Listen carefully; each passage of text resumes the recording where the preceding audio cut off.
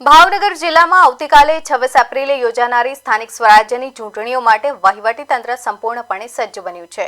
આજે શહેરના 5 અલગ અલગ કેન્દ્રો પરથી ઈવીએમ મશીનો અને ચૂંટણી સાહિત્યના ડિસ્પેચિંગની કામગીરી હાથ ધરવામાં આવી હતી।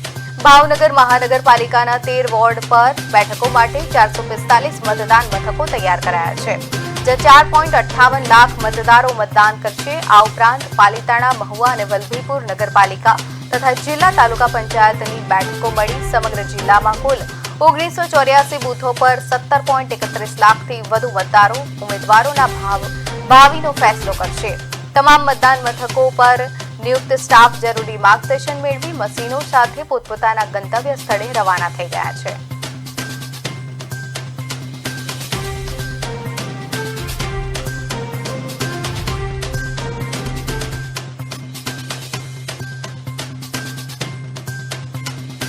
જિલ્લા પંચાયતની 40 અને તાલુકા પંચાયતની 210 જે સીટો છે એ માટે 1394 પોલિંગ સ્ટેશન છે અને 11,40,294 વોટર છે।